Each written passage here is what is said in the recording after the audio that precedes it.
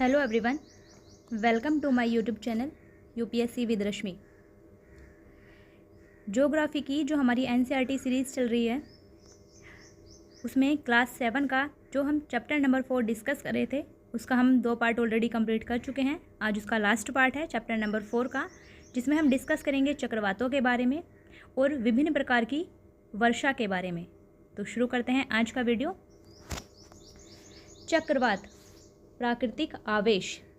भारत के पूर्वी समुद्र तट पर ओडिशा में बंगाल की खाड़ी से उठने वाले चक्रवातों का खतरा बना रहता है। 17 से 18 अक्टूबर 1999 को राज्य के 5 जिलों में एक चक्रवात आया था। 29 अक्टूबर 1999 को एक अन्य महाचक्रवात आया जिसने राज्य के एक बड़े भाग में तबाही मचाई। मुख्यतः पवन का वेग, वर्षा और ज्वारीय प्रतिकर्ष से हानियां हुई। 260 किलोमीटर प्रति घंटे के वेग 260 किलोमीटर प्रति घंटे तक के वेग वाली पवन 36 घंटे से भी ज़्यादा समय तक चलती रही। तीव्र वेग वाली इस पवन ने पेड़ों को उखाड़ दिया और कच्चे घरों को नष्ट कर दिया। अनेक औद्योगिक भवनों तथा अन्य घरों की छतें भी उड़ गईं। विद्युत आपूर्ति और टेलीफोन लाइनें पूरी तरह से कट गईं। चक्रवात के फलस्वरूप लगातार 3 दिनों तक भारी वर्षा होती रही। इस वर्षा के कारण ओडिशा की प्रमुख नदियों में बाढ़ आ गई। तो यहाँ 1999 में जो चक्रवात आया था जिसे महाचक्रवात कहा गया था वो पिछले कई सौ वर्षों का चक्रवात था। पिछले कई सौ वर्षों में बहुत ही विनाशकारी चक्रवात था। बताया गया है कि भारत का जो पूर्वी समुद्र तट पर ओडिशा राज्य है उसमें बंगाल की खाड़ी से उठने वाले चक्रवातों का खतरा हमेशा ही बना रहता है। ये एक केस स्टडी है। और चक्रवात के कारण क्या क्या हानियाँ होती हैं। पेड़ उखड़ जाते हैं, कच्चे घर पूरी तरह से नष्ट हो जाते हैं, यहाँ तक कि औद्योगिक भवनों की छतें भी उड़ जाती हैं। विद्युत आपूर्ति लाइनें, टेलीफोन लाइनें, ये सब पूरी तरह से नष्ट हो जाती हैं। नदियों में बाढ़ आ जाती है जिसके कारण तैयार खड़ी फसल पूरी तरह से नष्ट हो जाती है। तो चक्रवात के बहुत ही विनाशकारी प्रभाव होते हैं, ये यहाँ समझाने की कोशिश की गई है।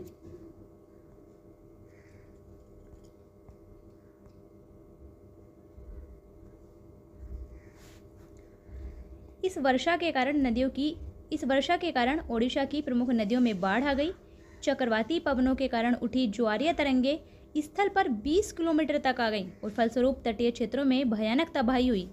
अचानक 7 से 10 मीटर ऊंची ज्वारीय तरंगे आ गईं जिसके कारण तैयार खड़ी धान की फसल पूरी तरह से नष्ट हो गई। ये चक्रवात के द्वारा विनाश दिखाया गया है ओडिशा के तट का, आप देख सकते हैं। 25 अक्टूबर 1999 को पूर्वी पोर्ट ब्लेयर के निकट थाईलैंड की खाड़ी में अवदाव के कारण यह चक्रवात उत्पन्न हुआ था। तो इस चक्रवात का जो सेंटर था वो था थाईलैंड की खाड़ी। यह धीरे धीरे फिर उत्तर पश्चिम की तरफ बढ़ा और गहन होकर इसने महाचक्रवात का रूप धारण कर लिया। 29 अक्टूबर को सुबह 10:30 बजे ये ओडिशा के इरेसामा और बालीकुड़ा के बीच के इसने क्षेत्रों को प्रभावित किया। तो ये पॉइंट आपको इसमें ध्यान रखना है। इरेसामा और बालीकुड़ा तट कहाँ पर है? ओडिशा में। तो ये पॉइंट आपको ध्यान रखना है। इस महाचक्रवात ने भुवनेश्वर, कटक और 28 तटीय नगरों सहित ओडिशा के पूरे तट को बर्बाद कर दिया था। इससे लगभग 130 लाख लोग प्रभावित हुए थे और बहुत बड़ी संख्या में पशुओं की मौत हो गई थी। साथ ही धान, सब्जियों और फलों की खड़ी फसलों का भारी नुकसान हुआ। ज्वारीय प्रोत्कर्ष से उत्पन्न हुई लवणता के कारण कृषि योग्य जो विशाल भूक्षेत्र थे वो अनुपजाऊ हो गए। साल, सागवान और बांस के बागान वाले विशाल भूक्षेत्र नष्ट हो गए। पारादीप और कोणार्क के बीच स्थित मैंग्रोव के जंगल लुप्त हो गए। तो पारादीप कहाँ पर है? ओडिशा में। कोणार्क ओडिशा में है, ये तो पता ही होगा, लेकिन पारादीप ये भी आपको ध्यान रखना है, ये पारादीप ओडिशा में है। तो आप देख सकते हैं कि चक्रवात के कितने विनाशकारी प्रभाव होते हैं। कच्चे घर तो पूरी तरह से नष्ट हो ही जाते हैं, नदियों में बाढ़ आ जाती है, औद्योगिक जो भवन है वो भी नष्ट हो जाते हैं, विद्युत लाइनें, जल आपूर्ति लाइनें, टेलीफोन लाइनें पूरी तरह से कट जाती हैं, विशाल जंगल के जंगल समाप्त हो जाते हैं, खड़ी फसलें नष्ट हो जाती हैं और यहाँ तक कि भूमि, कृषि योग्य भूमि जो होती है वो अनुपजाऊ हो जाती है। अब आगे देखते हैं आर्द्रता। आर्द्रता क्या होती है? जब जल पृथ्वी और विभिन्न जलाशयों से वाष्पित होता है तो यह जलवाष्प बन जाता है। जो जल पृथ्वी पर पाया जाता है तो पृथ्वी पर जो जल पाया जाता है विभिन्न जलाशयों से जब वो वाष्पित होता है तो ये जलवाष्प बन जाता है। और वायु में किसी भी समय जलवाष्प की मात्रा को हम आर्द्रता कहते हैं। तो आर्द्रता किसे कहते हैं? आर्द्रता कहते हैं वायु में किसी भी समय जलवाष्प की मात्रा को हम आर्द्रता कहते हैं। जब वायु में जलवाष्प की मात्रा अधिक होती है तब हम उसे आर्द्र दिन कहते हैं। जैसे जैसे वायु गर्म होती जाती है तो इसकी जलवाष्प धारण करने की क्षमता बढ़ती जाती है और इस प्रकार से ये और अधिक आर्द्र हो जाती है। आर्द्र दिन में कपड़े सूखने में काफ़ी समय लगता है और हमारे शरीर से पसीना आसानी से नहीं सूखता और हम असहज महसूस करते हैं। जब जलवाष्प ऊपर उठता है तो ठंडा होना शुरू हो जाता है। जलवाष्प संघनित होकर ठंडा होकर जल की बूंद बनाते हैं और बादल इन्हीं जल बूंदों का एक समूह होता है। तो बादल क्या है? जब जलवाष्प ऊपर उठती है तो ठंडा होना शुरू हो जाती है, फिर इसमें संघनन होता है, जिसके कारण जब ठंडी जलवाष्प होती है, जो वायु होती है वो ऊपर उठती है, ऊपर होकर ये संघनित होना शुरू हो जाती है और फिर क्या बनाती है? संघनित होकर बादल बनाती है और बादल इन्हीं जल बूंदों का एक समूह होता है। जब जल की ये बूंदें इतनी भारी हो जाती हैं कि ऊपर वायु में तैर नहीं सकती, तब ये वर्षण के रूप में नीचे आ जाती हैं। आकाश में उड़ते हुए जेट हवाई जहाज अपने पीछे सफ़ेद पथ चिन्ह छोड़ते हैं। आपने देखा होगा जब 15 अगस्त पर हवाई जहाज उड़ते हैं तो वो अपने पीछे एक पथ चिन्ह छोड़ते हुए चलते हैं। इनके इंजनों से जो नमी निकलती है वो संघनित हो जाती है और वायु के गतिमान न रहने की स्थिति में ये संघनित नमी हमें कुछ देर तक पथ के रूप में दिखाई देती है। उसका रीज़न होता है जब आकाश में जेट हवाई जहाज उड़ते हैं तो वो अपने पीछे उनके इंजनों से जो नमी निकलती है वो संघनित हो जाती है और क्योंकि वायु अगर गतिमान ना हो, वायु नहीं चल रही हो, तो वो हमें संघनित नमी कुछ देर तक एक पथ के रूप में दिखाई देती है।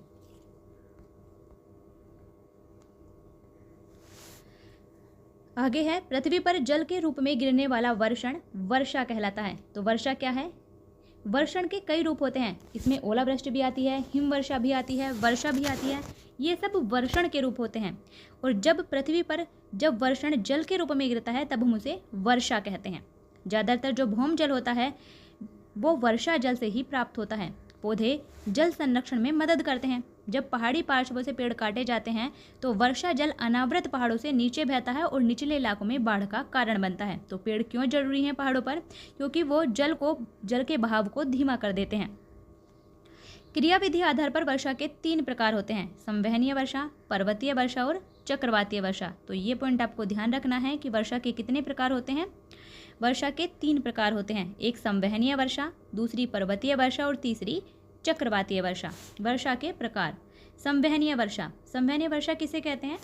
जब भूमि की सतह होती है, जब भूमि की सतह गर्म हो जाती है तो वहाँ से गर्म वायु ऊपर उठने लगती है और जब वो वायु ऊपर उठती है तो ऊपर उठकर जब उसके कारण जो वर्षा होती है उसे कहते हैं हम संवहनीय वर्षा।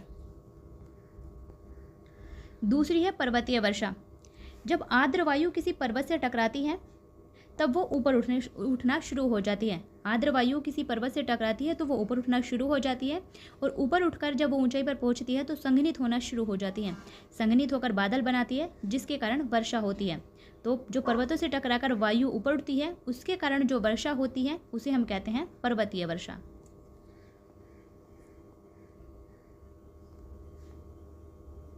और तीसरी होती है चक्रवातीय वर्षा। जब ठंडी और गर्म वायु राशियाँ आपस में मिलती हैं तो गर्म वायु राशि हल्की होती है जिसके कारण वो ऊपर उठती है और जो ठंडी वायु राशि होती है वो भारी होती है जिसके कारण वो नीचे बैठती है और एक ढाल का निर्माण करती हैं। ठंडी वायु नीचे बैठेगी और गर्म वायु ऊपर उठेगी तो एक ढाल का निर्माण होगा जिसके कारण जो वर्षा होती है उसे कहते हैं हम चक्रवातीय वर्षा। तो आपको तीनों वर्षा के प्रकार समझ में आ गए होंगे: पर्वतीय वर्षा, संवहनीय वर्षा और चक्रवातीय वर्षा। इनके बारे में हम और डिटेल में पढ़ेंगे जब 11th क्लास की बुक पढ़ेंगे। पौधों तथा जीव जंतुओं के जीवित रहने के लिए वर्षा बहुत महत्वपूर्ण है। इससे धरातल को ताज़ा जल प्रदान होता है। यदि वर्षा कम हो तो जल की कमी हो सकती है और सूखा हो जाता है और इसके विपरीत अगर वर्षा अधिक हो तो बाढ़ आ जाती है। तो वर्षा क्यों महत्वपूर्ण है? क्योंकि पौधों और जीव जंतुओं के लिए जो ताज़ा जल मिल सकता है धरातल को वो वर्षा से ही मिलता है। इसलिए वर्षा जीवित रहने के लिए बहुत महत्वपूर्ण है। यदि वर्षा कम होती है तो सूखा पड़ सकता है और अगर वर्षा अधिक होती है तो बाढ़ आ जाती है। वर्षण के दूसरे रूप होते हैं हिम, सहिम, वृष्टि और ओला। क्योंकि जब वर्षण जल के रूप में पृथ्वी पर गिरता है तब उसे वर्षा कहते हैं और वर्षण के कई रूप हैं जिनमें वर्षा, हिमवर्षा, सहिम वृष्टि, ओला ये सब वर्षण के रूप हैं। क्वेश्चन देख लेते हैं। निम्नलिखित में से कौन सी गैस हमें सूर्य की हानिकारक किरणों से बचाती है? तो कौन सी गैस हमें सूर्य की हानिकारक किरणों से बचाती है? वो है ओजोन गैस, जो कि समताप मंडल में पाई जाती है।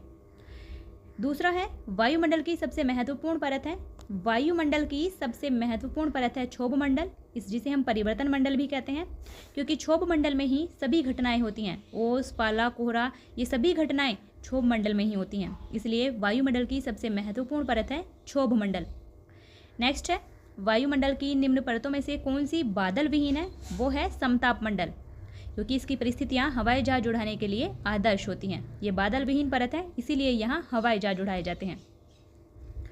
नेक्स्ट है वायुमंडल की परतों में जब हम ऊपर जाते हैं तब वायुदाब घटता जाता है। सबसे अधिक वायुदाब समुद्र पर मिलता है, और जैसे जैसे पृथ्वी की सतह से ऊपर की तरफ जाते हैं तो वायुदाब घटता जाता है। जब वृष्टि तरल रूप में पृथ्वी पर आती है तब हम उसे वर्षा कहते हैं। जब वृष्टि तरल रूप में पृथ्वी पर आती है तो हम उसे वर्षा कहते हैं। मिलान देख लेते हैं। व्यापारिक पवनें। व्यापारिक पवनें क्या हैं? व्यापारिक पवनें स्थायी पवनें हैं जो वर्ष भर एक निश्चित दिशा में प्रवाहित होती रहती हैं। लू एक स्थानीय पवन है। मानसून एक मौसमी पवन है। और पवन जो वायु की क्षैतिज गति होती है उसे हम कहते हैं पवन। पवन की क्षैतिज गति नहीं, वायु की जो क्षैतिज गति होती है उसे हम कहते हैं पवन। तो ये था हमारा आज का वीडियो, जिसमें हमने क्लास 7th की जो ज्योग्राफी की NCERT है उसका चैप्टर नंबर 4 पूरी तरह से कंप्लीट कर लिया है। अगर आपने पहले पार्ट नहीं देखे हैं तो आप देख सकते हैं। अच्छे से पढ़िए, रिवाइज कीजिए। आपका जो भी डाउट हो, जो भी क्वेश्चन हो, आप कमेंट बॉक्स में लिख सकते हैं। वीडियो को शेयर भी कीजिए। आपको जिस भी सब्जेक्ट पर वीडियो बनवाना है, जिस भी सब्जेक्ट की NCERT पर आपको वीडियो चाहिए तो आप कमेंट कर सकते हैं। फिर मिलते हैं नेक्स्ट वीडियो में, तब तक के लिए बेस्ट ऑफ लक।